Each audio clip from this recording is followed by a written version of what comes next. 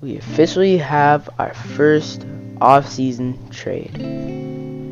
Jonas Valanciunas, the 2021 number 17 pick and 51 pick, are being sent to the New Orleans Pelicans for Steven Adams, Eric Bledsoe, the 10th pick, the 40th pick, and the 2022 top 10 protected Lakers pick.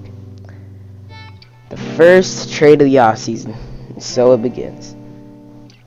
Let's look at both sides of this deal.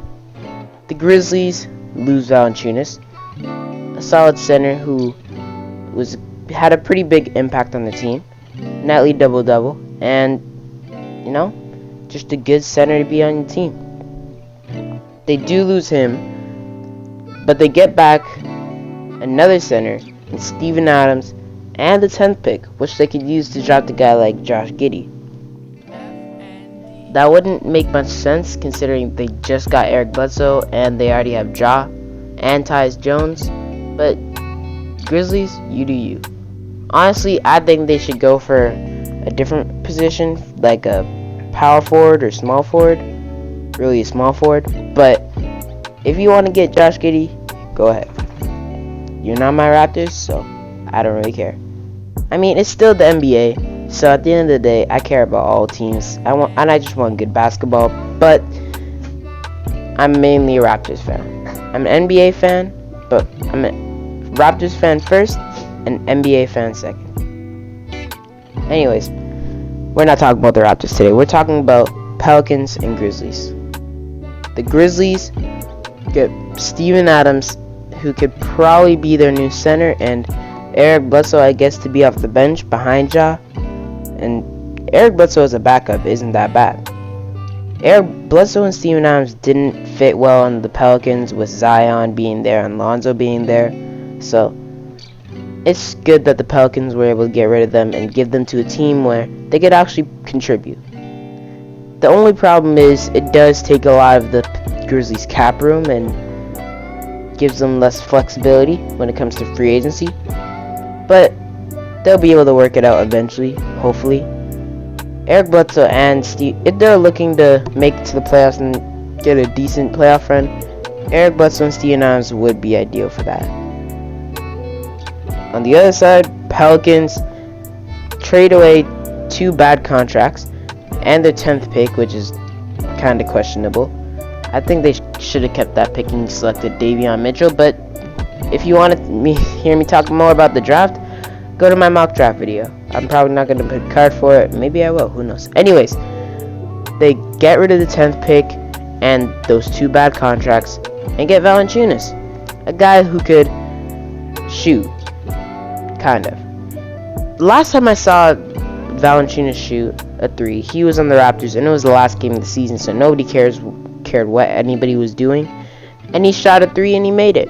So then everybody was like, oh wow, Valanciunas can shoot 3s now, and now he can actually shoot 3s. If I looked at the numbers, I'm pretty sure he's a 30 to 40% for 3-point shooter. I don't even know, I haven't checked. I'm not looking at the numbers though, because this is just a random video with no script. That's what it's gonna stay as. Anyways, yes, Valanciunas goes to the Pelicans. He could be a better fit. I've seen guys saying that he'd be a better fit considering he shoots 3s and Steven Adams doesn't. And I could see that. Zion would be a good guy to have with the big who shoots 3s. Because if Zion is going in the paint a lot and getting double teamed, he could easily get those kickouts to Valanciunas or another shooting big. Kind of like what Giannis does right now with Brook Lopez. Because Giannis drives in the paint, and when he gets doubled, kicks out to Brook Lopez, who has the wide open 3. That's the benefits of having a slashing forward and a shooting big. Anyways, the Pelicans do get Valanciunas in this trade, and they do get back the 17th pick, even though they had to give the 10th pick. But I think the main thing they were looking to do here was free up cap space to sign either Lonzo or Kyle Lowry, or maybe even another guy in free agency. but I think it's mainly narrowed down to those two. They could choose to keep Lonzo for the future or get Lowry to win now. Lowry would bring experience, but Lonzo would bring potential. In my opinion, I think they should keep Lonzo so that they could build up that young core of Lonzo, Ingram, and Zion. But I'm not the GM. The Pelicans GM is doing anything they can to make their team better, so I'm gonna trust him with it and let him do his thing. Anyways, Lowry would help them be a playoff team, and if the Pelicans want to be a playoff team right now without thinking too much about the future, like far into the future, a guy like Lowry would make sense for their team. Honestly, I would say pick Lonzo because Lonzo is the younger piece and he would help them win in the future and slightly win now. Although it wouldn't be as much of a upgrade as Lowry, or as so much of it wouldn't be as much of an upgrade as Lowry. It would still be a good pickup who can help you in the next few years. Pretty much what I'm trying to say. Lowry brings experience, Lonzo brings potential. So it depends on which direction the Pelicans want to go. But that's not my decision. That's the Pelicans GM decision. I don't know their name, but I'm not going to search it up. There have been reports that the Grizzlies are going after Josh Giddey, and that wouldn't really make much sense since they just acquired Bledsoe. They already have Ja as their starter. They have Tyus Jones off the bench, and Josh Giddey would just be another point guard to be there, I guess.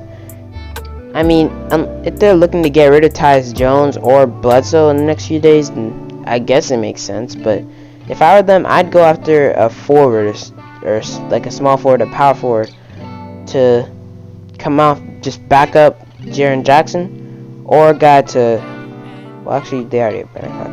I mean, they already have good pieces at all positions.